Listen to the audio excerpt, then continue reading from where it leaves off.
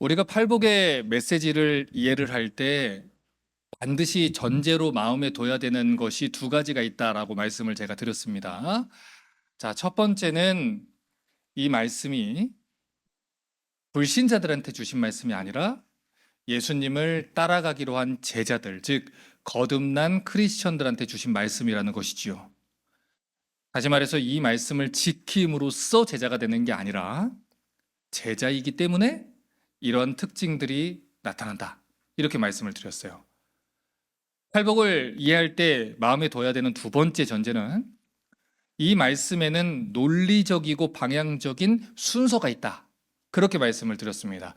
다시 말해 이 팔복의 메시지는 예수님이 그냥 생각나는 대로 그냥 얘기를 한 말씀이 아니고 천국 백성이 된 그 한 사람의 신앙 여정이 어떻게 자라나게 되고 또 성장하게 되는지를 순차적으로 순서대로 이렇게 말씀을 해 주신 거라는 거죠. 자, 이런 두 가지 전제를 좀 여러분 마음에 두시고 우리가 다시 한번 마태복음 5장 3절부터 5절을 딱 통으로 한번 읽어보도록 하겠습니다. 심령이 가난한 자는 복이 있나니 천국이 그들의 것임이고 애통하는 자는 복이 있나니 그들이 위로를 받을 것이며 온유한 자는 복이 있나니 그들이 땅을 기업으로 받을 것이며. 자, 예수님의 제자로서의 첫 번째 발걸음, 우리가 거듭난 크리스천들의 첫 번째 발걸음이 뭐라고 했습니까? 내가 영적으로 파산하고 가난한 죄인이라는 것을 인정하는 것입니다. 구원을 얻는 일에 있어서 우리 힘으로 할 수 있는 일은 아무것도 없고 우리가 선을 행하는 데 있어서 우리는 아무것도 할 수 없는 존재다, 무능력한 존재다. 그걸 인정하는 데에서부터 크리스천들의 삶은 시작이 된다, 이렇게 얘기를 했어요. 그리고 구원에 있어서 자신의 무능력함과 또 추악한 죄성을 마주하게 된 사람은 사도 바울이 고백했던 것처럼 나에겐 선한 것이 없습니다. 나는 죄인 중에 괴수입니다. 하나님 은혜를 베풀어 주십시오. 그렇게 애통하면서 하나님의 은혜를 갈망하게 되어 있다라고 얘기를 했습니다. 그런데 그렇게 자기의 한계를 느끼고 하나님의 은혜에만 시선을 고정한 사람은 온유한 사람으로 자라게 된다라는 거예요. 자, 그러면 오늘 본문이 얘기하는 이 온유한 사람이 어떤 사람인지를 우리가 배워야 되겠지요. 온유한 사람이라는 단어는요, 헬라어로 프라우스라는 단어를 씁니다. 이 프라우스라는 단어는요, 보통 야생마나 망아지들을 길들일 때 쓰는 단어예요. 그의 본성이 날뛰는 망아지 같고요, 제어되지 않는 힘을 주인이 훈련을 통해서 길들여 갈 때, 다듬어 갈 때 사용하는 단어가 이 온유한 자라는 표현입니다. 자, 그러니까 누군가가 예수님을 믿기 전에 그 사람의 성품이 어떻다고 성경이 얘기를 합니까? 우리가 예수님 믿기 전에 성품이 어땠어요? 그렇죠. 좋지 않았죠. 그렇죠. 제가 그걸 설교단에서 얘기할 수는 없잖아요. 로마서 1장 29절부터 31절을 보면요, 거듭나지 않은 죄인들의 본성을 이렇게 얘기했어요. 곧 모든 불의, 추악, 탐욕, 악의가 가득한 자요, 시기, 살인, 분쟁, 사기, 악독이 가득한 자요, 수근수근하는 자요, 비방하는 자요, 하나님께서 미워하는 자요, 능욕하는 자요, 교만한 자요, 자랑하는 자요, 악을 도모하는 자요, 부모를 거역하는 자요, 우매한 자요, 배약하는 자요, 무정한 자요, 무자비한 자라. 성경은 우리가 하나님의 은혜로 거듭나기 전에, 우리가 예수님 제자가 되기 전에 이런 추악한 모든 죄악을 저지르고 탐욕스럽고 악한 의도가 가득했던 죄인이었다, 이렇게 얘기를 해요. 쉽게 말하면 우리는 남이 잘 되는 꼴을 못 봐서 시기하는 사람들이고요, 우리가 가는 곳마다 분쟁이 일어나고요, 우리가 가는 곳마다 수근수근하면서 남을 욕하고 비방하는 일들이 있고요, 교만하고요, 자기를 자랑하기에 바쁘고요, 정도 없고요, 자비도 없는 그런 아주 나쁜 존재들이라는 것입니다. 그게 불신자들의 모습이라는 거예요. 골로새서 3장 7절부터 10절을 보면 또 이렇게 얘기합니다. 너희도 전에 그 가운데 살 때는, 무슨 뜻이에요? 예수님 믿기 전에, 거듭나기 전에는 그 가운데서 행했으나 이제는 너희가 이 모든 것을 벗어버려라. 곧 분함과 노여움과 악의와 비방과 너희 입에 부끄러운 말이라. 너희가 서로 거짓말을 하지 말라. 옛사람의 그 행위를 벗어버리고 새 사람을 입었으니 이는 자기를 창조하신 이의 형상을 따라 지식에까지 새롭게 하심을 입은 자니라. 거듭나기 전에 우리는 거짓말쟁이라는 거예요. 누군가가 우리를 뒤에서 욕하기라도 하면은 우리는 막 부르르 떨면서 분노하는 사람이고요. 쉽게 사람들에게 화를 내는 사람이고요. 차마 입에 담기에도 부끄러운 더러운 말을 그냥 습관처럼 하는 사람들. 그게 예수님 믿지 않는 사람들. 예수님을 믿기 전에 우리의 모습이라는 것이지요. 하지만 이제 거듭난 사람들은 성령 안에서 새 사람을 입었으니까 그 모습하고는 달라야 된다는 거예요. 거듭났으니까, 다시 태어났으니까 이제는 예수님을 닮은 사람으로 변화되어 가야 된다라는 것이죠. 자, 그럼 우리가 어떤 모습까지 자라가야 됩니까? 마태복음 5장 39절부터 44절 잘 보세요. 나는 너희에게 이르노니 악한 자를 대적하지 말라. 누구든지 내 오른쪽 뺨을 치면은 왼편도 돌려대고 너를 고발해서 속옷을 가지고자 하는 자한테는 겉옷도 가지게 하고 누구든지 너를 억지로 오리를 가게 하면 그 사람하고 십리를 동행을 해주고 내게 구하는 자에게 주고 내게 꾸고자 하는 자를 거절하지 말아라. 또 내 이웃을 사랑하고 내 원수를 미워하라 하는 말을 너희가 들었으나 나는 너희에게 이르노니 너희 원수를 사랑하며 너희를 박해하는 자를 위해 기도해라. 여러분, 이거 얼마나 어려운 일이에요. 당장에 안 듣고 싶죠? 너무 부담스럽고 피하고 싶은 말씀 아닙니까? 여러분, 언젠가 누군가가 이런 얘기를 하는 거예요. 자기는 편안한 종교를 찾기 위해서 기독교를 선택했대요.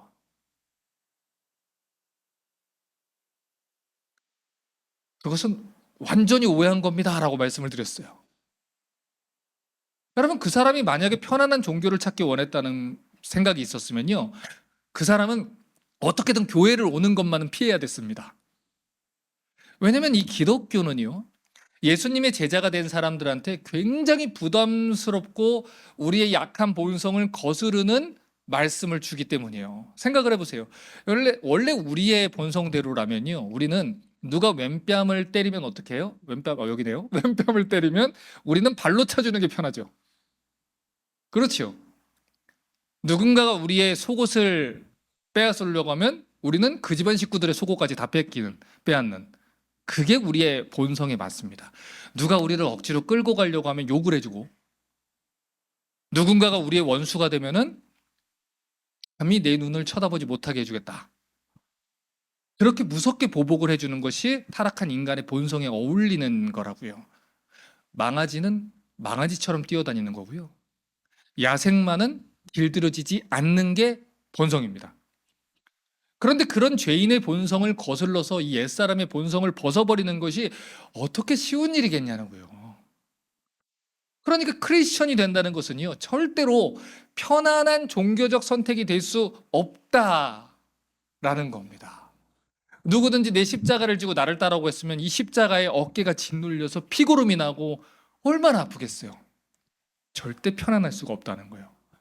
자, 그러면 어떻게 해야 우리에게 있는 이 야생마 같은, 이 망아지 같은 본성이 길들여질 수 있을까요? 어떻게 해야 이 타락한 죄인의 본성을 억누르고 우리가 거룩한 새 사람의 본성을 입을 수 있을까요? 예수님은 이미 그 말씀을, 그 방법을 우리에게 주셨어요. 마태복음 11장 29절 30절 보세요. 나는 마음이 온유하고 겸손하니 나의 멍에를 메고 내게 배워라. 그러면 너희 마음이 쉼을 얻으리니 이는 내 멍에는 쉽고 내 짐은 가벼움이니라. 자, 이렇게 예수님이 말씀을 하셨습니다. 자, 멍에라는 것이 이 소들이 밭을 갈 때 두 마리 소들 하나로 연결시키는 도구라고 얘기를 했습니다. 그런데 이때요, 보통 한 마리 소가 보통 왼쪽에 있는 소가 리드를 해요. 그리고 다른 쪽에 있는 소는 리드하는 소의 방향과 발걸음에 맞춰서 그냥 힘을 주면서 걸어가게 돼 있는 것입니다. 자, 그러면 물을게요.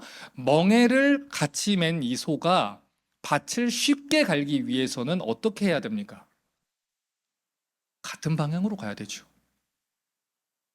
리드하는 소의 그 발자국에 맞춰서 그가 이끄는 방향대로 걸어가면 돼요. 내가 이쪽 방향으로 가고 싶어도 리드하는 소의 발걸음에 맞춰가지고 같이 한 걸음씩 내딛다 놓으면 목적지에 도착을 하는 것이지요. 자, 그럼 반대로 생각을 해보죠.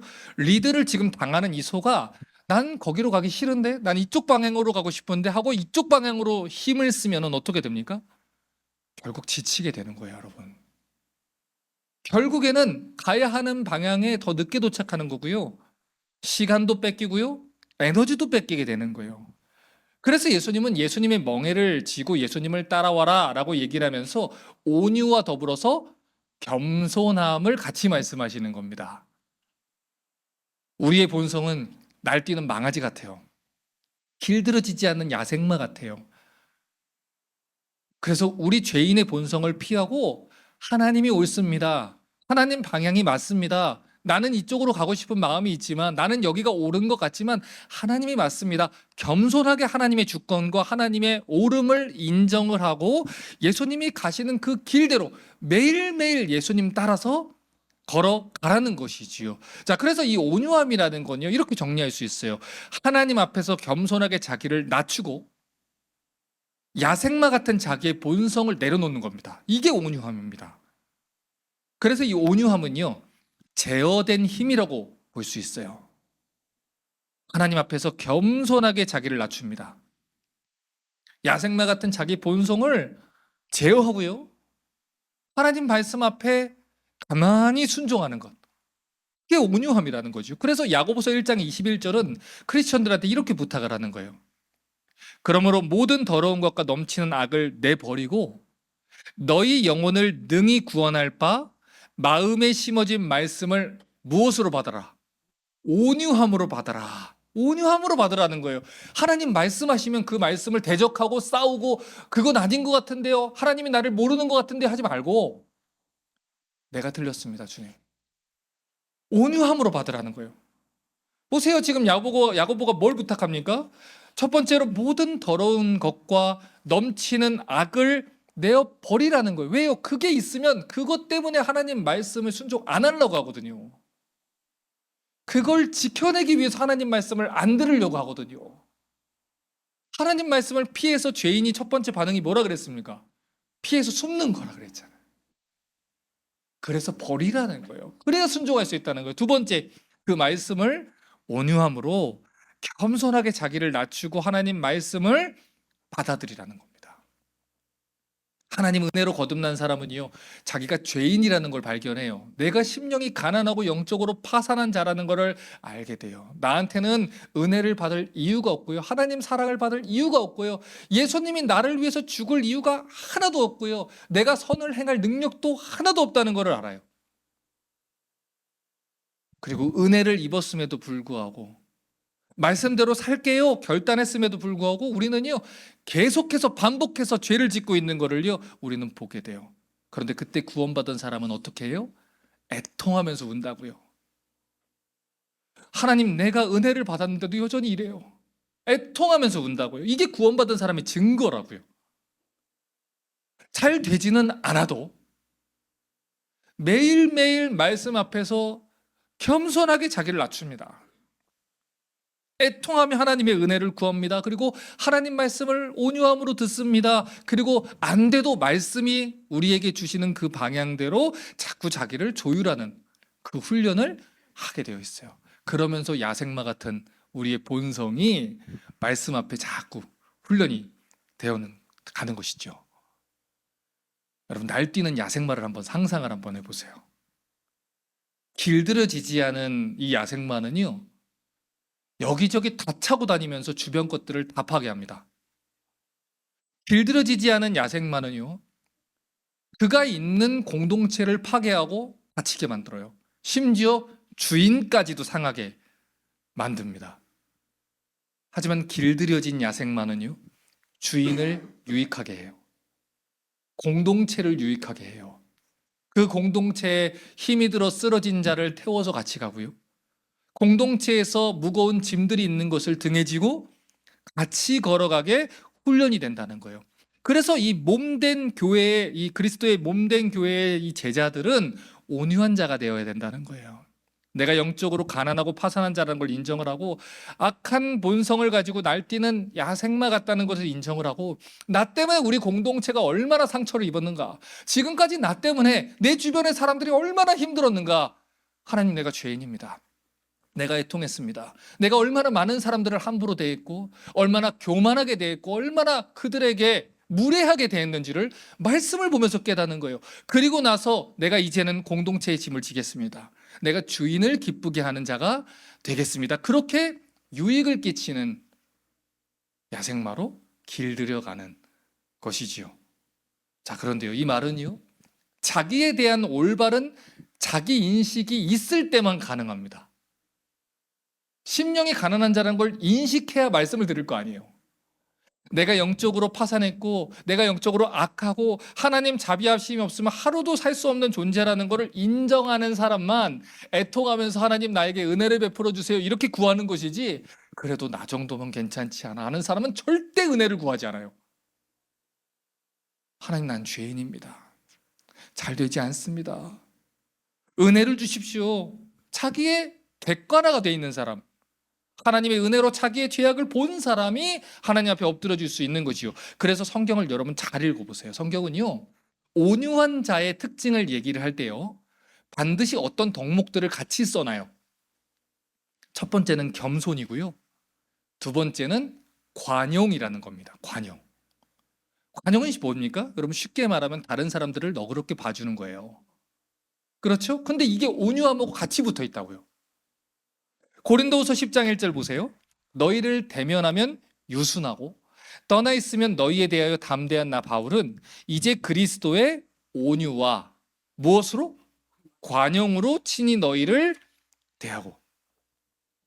여러분, 성경이 온유와 관용을 왜 함께 얘기를 합니까? 첫 번째는 자기 자신에 대해서 올바른 견해를 갖게 하는 거예요. 그 사람이 온유해질 수 있는 것이지요. 아유, 나 같은 죄인도 하나님이 용서해 주셨는데, 그래서 온유한 거지요. 그렇게 온유해진 사람은요, 겸손함을 갖게 돼요. 자기가 얼마나 하나님 앞에 추악한 죄인인지를 알게 되면 겸손해지는 거고요. 그걸 알면 다른 사람들의 허물과 다른 사람들의 죄에 대해서 관용을 베풀어 줄 수 있는 겁니다. 그래서 온유한 사람은요, 다른 사람들의 죄에 심각하게 반응하지 않아요. 오해하지 마세요. 무관심하다는 게 아니에요. 하나님의 크심과 여유로운 가운데 그들을 조금 더 여유롭게 품을 수 있다라는 거예요. 또 온유한 사람은요, 겸손하기 때문에 누군가가 자기를 뒤에서 욕하는 문제에 대해서 민감하게 반응하지 않아요. 누군가가 나한테 대해서 뒷담화를 했다고 해서 쉽게 분노하지 않아요. 여러분, 똥을 방구라고 얘기했다고 해서 화나지 않아요. 나는 이미 추악한 죄인이에요. 하나님 앞에 감히 얼굴 들 수 없는 죄인이에요. 이미 하나님 앞에서 그게 사실이라는 걸 확인을 했어요. 그런데 살인자에게 살인자라고 하는 게 어떻게 욕이 됩니까? 도둑에게 도둑이라고 얘기하는 게 어떻게 욕이 됩니까? 그건 정당한 평가입니다. 사실을 얘기하는 겁니다. 이미 그리스도 예수 안에 있기 전에 우리가 저지르는 수많은 죄악된 모습 중에 하나일 뿐이에요. 저 사람 진짜 교만해. 나 교만 안 하는데 저 사람이 왜 나한테 저래? 여러분, 온유한 사람은 그렇게 반응하지 않아요. 저 사람이 날 잘못 봤다. 날 잘못 봐도 한참 잘못 봤다. 나는 교만할 뿐만 아니라 악독하다. 이렇게 돼야 되는 거예요. 나는 훨씬 추악하다. 네가 생각한 것보다 훨씬 더 냄새나는 죄인이다. 여러분, 이것이 성경이 말하는 내용이거든요. 그래서 이 철로 역정이라는 책을 기록한 존 버년 목사님이 이렇게 그리스도의 겸손을 표현을 했어요. 엎드린 자는 넘어질 것을 걱정할 필요가 없다. 온유한 사람은 남들이 자기를 비난하는 걸 걱정할 필요가 없어요. 왜냐하면 자기 스스로가 이미 하나님 앞에 그런 추악한 죄인이라는 것을 알고 있기 때문이에요. 또한 온유한 사람은 다른 사람의 죄악을 볼 때에 집사가 어떻게 저럴 수 있어? 어떻게 목사가 저럴 수 있어? 저런 사람이 집사가 되면 안 되는 거 아니야? 그 죄에 관용을 베풀 수 있다고요. 왜냐하면 자기 자신도 하나님의 은혜 없이는 하루도 살 수 없는 죄인이라는 것을 날마다 말씀을 통해서 배우기 때문입니다. 자, 그러면 이번엔 이런 질문을 해봅니다. 여러분, 왜 예수님께서는 예수님 제자들에게 온유한 자가 돼야 된다 이렇게 얘기를 했을까요? 너 온유한 자 안 되면 너 구원 취소야. 이렇게 율법주의로 그 율법을 지키지 않으면 취소한다 이렇게 주신 걸까요? 많은 사람들이 산상수훈을 이렇게 오해를 한다는 거예요. 아닙니다, 여러분. 복음은 우리를 자유하게 하는 거예요. 그러니 지금 온유한 자가 되어야 된다라고 예수님 말씀하신 이유는요, 온유한 자만이 누릴 수 있는 천국이 있어서 그래요. 마태복음 5장 5절 다시 보십시오. 온유한 자는 뭐가 있어요? 복이 있어요. 그런데 그들이 뭘 받아요? 땅을 기업으로 받는다 이렇게 얘기를 했어요. 다시 말해 하나님 말씀 앞에 매일매일 다듬어지고 훈련되어 가는 사람은요, 하나님 주신 땅 무엇이에요? 천국입니다. 그 천국을요, 지금 있는 그 자리에서 천국을 누리고 살아갈 수 있다라는 거예요. 여러분, 우리가 왜 다른 사람이 우리를 비난할 때 참지 못합니까? 거기엔 두 가지 이유가 있습니다. 첫 번째는 나는 그런 악한 사람이 아닌데 나를 악하다고 하니까 화가 나는 거예요.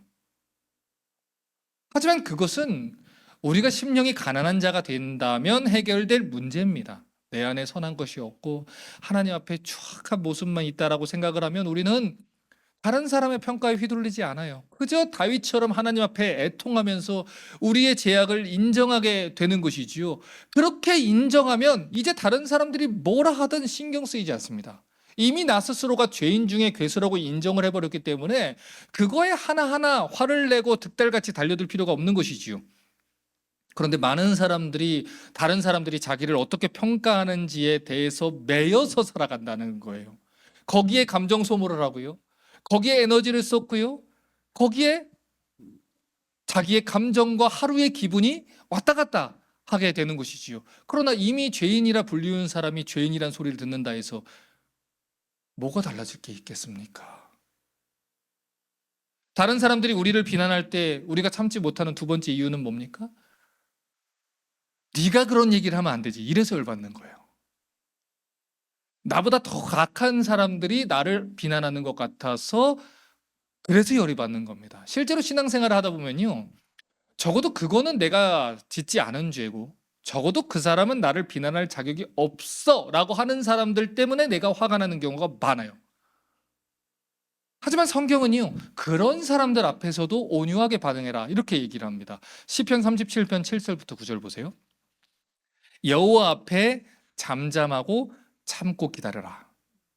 자기 길이 형통하며 악한 꾀를 이루는 자 때문에 불평하지 말지어다.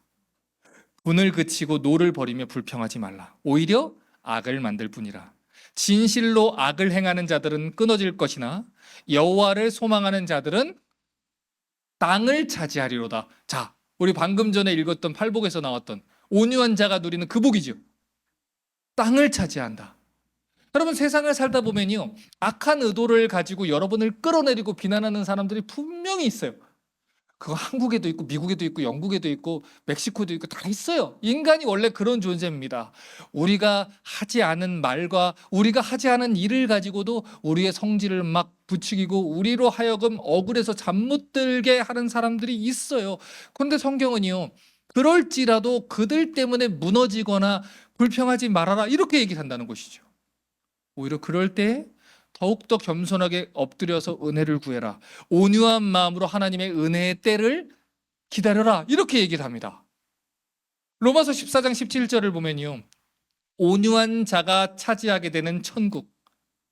그 하나님 나라가 어떤 곳인지 이렇게 얘기했습니다. 하나님 나라는 먹는 것과 마시는 것이 아니요 오직 성령 안에 있는 의와 평강과 희락이라.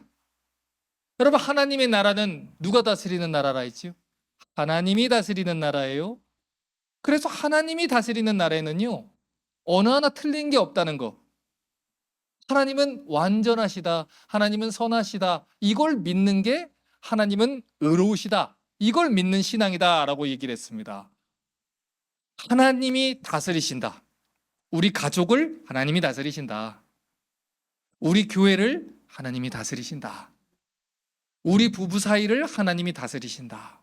우리의 자녀들을 하나님이 돌보신다. 이것을 믿는 사람들은요, 평강을 누린다는 거예요. 하나님이 다스린다는 걸 믿는 사람들은요, 희락, 기쁨을 잊어버리지 않는다는 거예요. 그 사람한테는요, 평강이라는 천국이 주어져요. 그 사람한테는 기쁨이라는 평강이 주어져요. 그래서 온유한 자는요, 이 땅에서 먹고 마시는 것 때문에 불평하느라고 기쁨을 잊어버리지 않습니다. 저 사람은 악한 사람인데요, 하나님. 하나님, 저 사람 얼마나 추악한 사람인지 알지 않습니까? 그런데 하나님, 저 사람 왜 잘 먹고 잘 살게 둡니까? 저 사람은 악한 사람인데 하나님은 왜 저 악한 사람이 의인을 모함하고 저 사람들을 해치는 걸 내버려 두십니까? 온유한 사람은 그 사람들 때문에 불평하고 원망하다가 일상 속에서 평안과 기쁨을 잃어버리지 않는다라는 거예요. 왜냐? 온유한 자는 누구를 신뢰해요? 하나님을 신뢰하고 있기 때문이에요. 여러분, 그래서 방금 전에 읽었던 시편 37편은요. 1절과 2절에 이렇게 시작을 했어요. 보세요. 악을 행하는 자들 때문에 불평하지 말고 불의를 행하는 자들을 시기하지 말지어다. 그들은 풀과 같이 속히 배임을 당할 것이며 푸른 채소같이 쇠잔할 것이미로다. 여러분, 이 시편의 기자가 처음 이 시편을 왜 썼을까요? 자기는 예수님 잘 믿고요, 예수님 말씀대로 살아보려고 애를 쓰거든요. 그런데 주변을 보면요, 하나님을 무시하고 하나님 업신여기고 성경과 동떨어져서 악하게 살던 사람들이 너무 잘 먹고 잘 사는 거예요. 그들은 분명히 악한 일을 행하고 있거든요. 악한 방법으로 살고 있거든요. 하나님의 율법에 따르면 당장이라도 쳐죽임을 당해도 모자랄 정도로 살고 있거든요. 그런데 하나님 보고 계시잖아요. 하나님 왜 그런데 저 사람들은 내버려 두시고요, 저런 사람들이 의인들을 자꾸 치는데 내버려 두십니까? 그래서 시편 기자가 시험에 든 거예요. 저 사람은 저렇게 잘 먹고 잘 사는데, 이 문제 시험이 된 거예요. 그런데 성경은요, 그런 악한 사람들이 이 땅에서 잘 먹고 잘 살고 좋은 데 가고 좋은 직장 가고 돈 많이 벌고 그런 모든 형통이라고 부르는 세상의 가치에 시험 들지 말아라, 이렇게 얘기합니다. 왜요? 천국은 이 땅에서 먹는 것, 마시는 것, 물질적인 것에 관련된 것이 아니다라는 겁니다. 여러분, 솔직하게 우리 주변을 보세요. 우리 주변에 부자들 많거든요. 우리 주변에 잘 먹고 잘 사는 사람 많거든요. 근데 그렇다고 해서 그 사람과 그 사람의 가족이 천국을 누리는 게 아니에요, 여러분. 이 땅의 것들을 많이 누린다고 해서요, 많이 가지고 있다고 해서요, 꼭 그것이 그 사람의 기쁨과 평강을 누리는 것에 반증이 되지는 않아요, 여러분. 천국은 하나님의 다스림을 받는 자들에게만 주어지는 겁니다. 하나님이 주시는 평강과 하나님이 주시는 기쁨을 누리는 자들에게만 주어지는 거예요. 하나님의 다스림을 믿는 사람, 하나님이 갚아줄 것을 믿는 사람, 하나님이 결국 모든 것을 올바르게 선을 행하실 것을 믿고 평강과 기쁨을 빼앗기지 않는 사람의 것, 그 사람이 땅을 기업으로 차지하는 겁니다. 그 사람에게 천국이 주어지는 거예요. 그래서 시편 37편 10절부터 13절 이렇게 얘기했습니다. 잠시 후에는 악인이 없어지리니 내가 그곳을 자세히 살필지라도 없으리로다. 그러나 어떤 자들은, 온유한 자들은 땅을 차지하며 풍성한 화평으로 즐거워하리로다. 악인이 의인치기를 꾀하고 그를 향하여 그의 일을 가는도다. 그러나 주께서 그를 비웃으시리니 그의 날이 다가옴을 보시리로다. 여러분, 성경이 얘기하잖아요. 악인들이 잘 사는 것처럼 보여도 그거 잠깐입니다. 아무리 사울이 다윗을 치려고 했어도요, 그의 보좌는 영원하지 않았어요. 하나님은 결국 악인들의 꾀를 다 무너뜨리고 본인의 선을 행하실 것입니다. 그러니 그걸 믿고 하나님을 신뢰하고 누군가 우리를 비난하고 모함하고 악하게 해도 야생마의 본성대로 그 사람 걷어차주지 말고, 신자는 신자의 삶을 살아라, 이겁니다. 이제 설교를 정리를 한번 해볼까요? 그럼 폭력과 불법이 난무하는 이 땅에서 온유한 사람으로 살아가는 게 절대 쉬운 일이 아닙니다. 가뜩이나 우리의 본성이 야생마 같은 본성인데 우리한테 악하게 대하는 사람들을 참아주는 것은 절대 쉬운 일이 아니에요. 그래서 온유한 자는 의에 줄이고 목마른 자가 될 수밖에 없어요. 마태복음 5장 6절 7절 보세요. 의에 줄이고 목마른 자는 복이 있나니 그들이 배부를 것이며 긍휼히 여기는 자는 복이 있나니 그들이 긍휼히 여김을 받을 것이며 온유한 자는 의에 줄이고 목마른 자가 되는 것이지요. 자기에게 선한 것이 없다는 걸 알게 됐기 때문에 더욱더 하나님의 의, 하나님의 다스림을 사모할 수밖에 없는 거예요, 여러분. 그리고 그렇게 하나님의 말씀 앞에 겸손하게 엎드리는 자는요, 말씀을 배우면 배울수록 점점 더 자기가 영적으로 파산한 자라는 것을 알게 됩니다. 그러면 더 회통하게 되고요, 더 하나님의 의를 사모하게 됩니다. 하나님, 내가 내 인생 내 맘대로 살아보니까 결국 이 모양 이 꼴이더라고요. 참아보려고 했는데 결국에는 뒤통수를 때려주더라고요. 참아보려고 했는데 똑같은 방식으로 하고 있더라고요. 하나님 도와주십시오. 하나님 나를 다스려 주십시오. 하나님의 의가, 하나님의 다스림이 나를 채워주십시오. 그렇게 의에 줄이고 목마른 자가 된다는 거예요. 그리고 그런 자는 다른 사람들을 긍휼하게 여기는 사람으로 자라가게 된다는 겁니다. 여러분, 누군가가 여러분 욕하는 게 화가 나십니까? 화가 나는 게 당연합니다. 저도 화가 납니다. 저 또한 억울한 일들로 모함받을 때는 참을 수 없이 화가 나서 잠도 오지 않고요, 하루를 망칩니다. 그런데 여러분, 마귀가 노리는 게 그겁니다. 우리로 하여금 땅을 차지하지 못하게 하는 겁니다. 우리로 하여금 천국을 누리지 못하게 하는 겁니다. 씩씩대고 분해하면서 잠 못 자게 하는 겁니다. 그렇게 우리로 하여금 하나님 주신 은혜의 말씀을 주목하지 못하게 하고 우리 마음의 평강을 잃어버리게 하고 기쁨을 잃어버리게 하는 거, 그게 마귀가 노리는 겁니다. 그래서 로마서 12장 19절 이렇게 얘기했어요. 내 사랑하는 자들아, 너희가 친히 원수를 갚지 말고 하나님의 진노하심에 맡겨라. 기록되었으되 원수 갚는 것이 내게 있으니 내가 갚으리라고 누가 말씀하시니라? 주께서, 우리의 주인께서 말씀하시니라. 자, 보세요. 하나님의 공의하심에 맡기라가 아니에요, 여러분. 하나님의 진노하심에 맡겨라. 여러분, 그 모든 죄악들을 보고 가장 진노하시는 분이 누구예요? 하나님이십니다. 그 하나님이 갚으신다는 거예요. 크리스천들은 억울함을 느끼지 않는 사람들 아닙니다. 억울하지만, 너무 속상하지만, 너무 원통하지만 천국을 누리기 위해서 억울한 감정에 사로잡히지 않기 위해 발버둥 치며 살아가는 사람들입니다. 우리에게 주신 천국을 지키기 위해서, 오늘 하루 주신 기쁨과 감사를 지키기 위해서 그 사람들의 말에 휘둘리지 않으려고 애를 쓰는 사람, 하나님 내게 평강을 주소서, 나에게 위로를 주셔서 그렇게 붙들리는 사람이 크리스천들이에요. 또 우리 크리스천들이 억울하게 받은 대로 갚아주지 않을 수 있는 이유가 뭡니까? 우리 왕께서 진노하신 대로 갚아주시겠다고 약속하셨기 때문이에요. 그러므로 원수 갚는 것은 하나님께 맡기십시오. 그리고 여러분은 천국을 누리십시오. 산상수훈 설교를 오해하지 마십시오. 이 설교는 크리스천인데 그런 사람 하나 용서하지 못하면 되겠어? 이런 메시지가 아니에요. 그건 율법주의입니다. 복음은 자유하게 하는 거예요.